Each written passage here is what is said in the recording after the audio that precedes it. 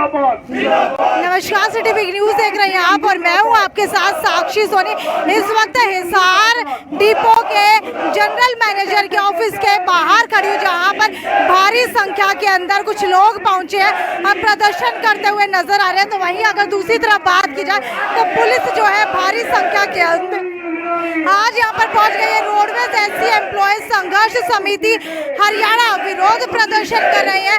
और भाई ऐसा क्या हो गया कि जातिवाद मानसिकता रखने वाले सीएम मुर्दाबाद, जी हाँ, मनोहर लाल खट्टर के खिलाफ लगातार नारे लगते हुए यहाँ पर दिखाई दे रहे हैं। और बेहद ही ज्यादा जो है आक्रामक ये माहौल हो चुका है, क्योंकि पुलिस भी एक तरफ जो है दिखाई दे रही है, खड़ी हुई है। तो वहीं अगर दूसरी तरफ बात की जाए तो लगातार मुर्दाबाद के नारे लगते हुए दिखाई दे रही है। तो इनसे जानने की कोशिश करते हैं।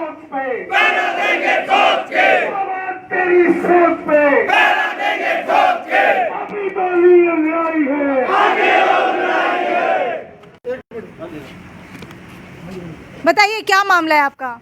मैडम, हमारा जो आज ये रोडवेज एससी एम्प्लॉयज यूनियन का जो ये विरोध प्रदर्शन है, ये महाप्रबंधक महोदय की जातिवादी सोच और उनके तानाशाही पूर्ण रवैये के विरुद्ध ये हमारा प्रदर्शन है।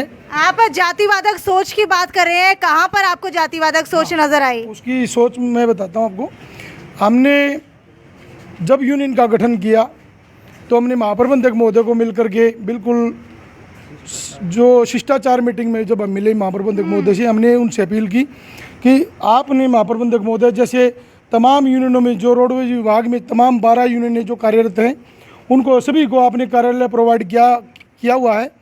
और हमें भी जो है हमारे यूनियन प्रतिनिधियों को बैठने के लिए, उनकी समस्याओं पर विचार करने के लिए, मीटिंग करने के लिए, विभाग के हित के कार्य करने के लिए और उसके फैसले लेने के लिए एक कार्यालय की ज़रूरत है, जहाँ बैठ करके कर्मचारी अपनी वार्तालाप, अपना विभाग के हित के कार्य कर सकते हैं।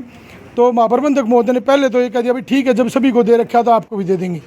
लेकिन बाद में उन्होंने अपने वादा खिलाफी करते हुए उन्होंने बिल्कुल सरासर बिल्कुल सीधे तौर पर मना कर दिया। और हमारे जो रिप्रेजेंटेशन को जो कहते हैं कि भाई हेडक्वार्टर को भिजवा दिया।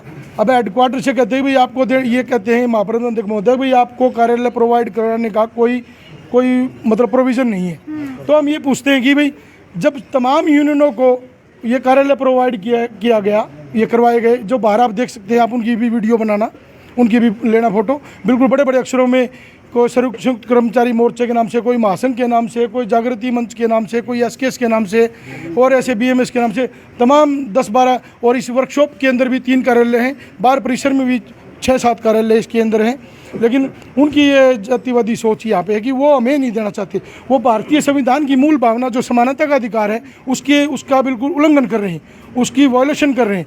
और हमने भी बिल्कुल शिष्टाचार मीटिंग में ये कहा था महाप्रबंधक महोदय कि हमें भी जो है प्रोवाइड किए कार्यालय करवाया जाए। और उसके बाद कहते हैं लिख दिया। अब जो दूसरों के लिए लिखा, हमने कहा भी आपने जो दूसरे यूनियनों के बारे में भी लिखा होगा उनको प्रोवाइड करवाने के लिए, तो आप हमें दिखा दीजिए उनकी परमिशन कहाँ ही हुई है। वो भी आपने अपने अधिकार के दायरे में आपने दे रखे हैं। कहते हैं वो तो उन्होंने कब्जा कर लिया।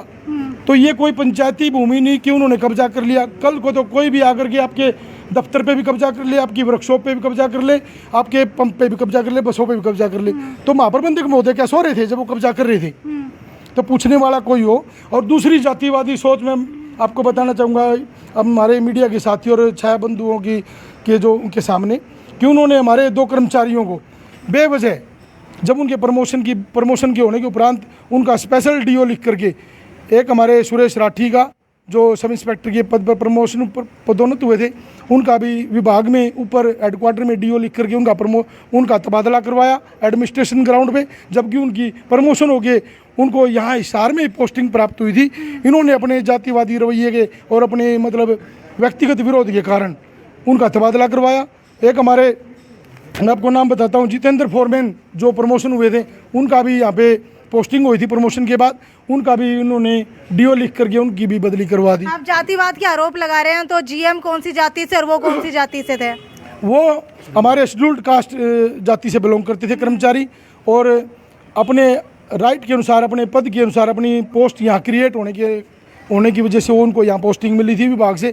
यदि विभाग चाहता तो पहले उनकी तबादला प्रमोशन के दौरान कर सकता था, लेकिन उसके 3 महीने के बाद उन्होंने इस महाप्रबंधक ने, जिनकी सोच जो है जातिवादी है, ये जो अड़ियल रवैया रखते हैं और बिल्कुल नकारात्मक रवैया ऐसे महाप्रबंधक का, उन्होंने डीओ लिखा और उन कर्मचारियों का तबादला करवाया, एक का झज्जर करवा दिया, एक का नारनौल करवा दिया।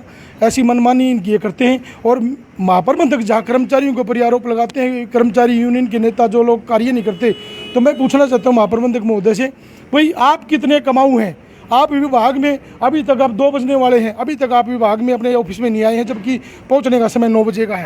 अभी तक जनरल मैनेजर पहुंचे नहीं है। पहुंचे हैं, वो 9 बजे का समय उनका पहुंचने का है, ताकि कर्मचारियों की कोई डाक निकल सके, उनको समय पे वेतन मिल सके, उनको समय पे उनका मेडिकल भत्ता मिल सके। किसी को वो नहीं पहुंचे हैं। वो 4 बजे 4:30 बजे जब ऑफिस के बंद होने का समय होता है, तो वो यहाँ पहुँचते हैं, अपने चापलूसों के साथ मीटिंग करके और कानाफूसी करके कोई डाक नहीं निकालते और बिल्कुल चले जाते हैं। और दूसरी बात, उनके जो पिताजी हैं वो साथ में यहाँ आते हैं, सरकारी संपत्ति का दुरुपयोग करते हैं और सरकारी वाहन का यूज करते हैं, उनका उसका तेल फूकते हैं अपने घरेलू कार्यों के लिए, अपने रिश्तेदारियों में, और यहाँ साठ-गांठ करते हैं कर्मचारियों के साथ, दूसरे कर्मचारी भ्रष्टाचार को बढ़ावा देते हैं। आप कितनी सहमति रखते हैं इनकी बातों से? मैं राज्य प्रधान हूँ यूनियन का मैडम। तो मैं ये पूछना चाहता हूँ महाप्रबंधक महोदय से कि भाई उनके पिता को यहाँ ऑफिस में बैठने का राइट किसने दिया? कल को तो कोई भी क्योंकि महाप्रबंधक देख नहीं सकते, इसकी वजह से उनके पिता उनकी मदद करते हैं बैठ करके। मैडम ऐसा नहीं, स्टेनो यहाँ पे उनकी मदद के लिए स्टेनो हैं, सुपरिटेंडेंट हैं और अकाउंट ऑफिसर हैं और भी कई तरह के अधिकारी हैं। वो सभी उनकी मदद के लिए, महाप्रबंधक की मदद के लिए होते हैं। वो कोई घरेलू कार्य के लिए नहीं होते। उनका स्टेनो उनको दिया गया है स्पेशल, उनके लिए स्पेशली, जिसको हम पर्सनल असिस्टेंट कहते हैं, वो उनकी इसी कार्य के लिए दिया गया ताकि उनको हर मामले की, हर फाइल की जानकारी दुरुस्त करवाए।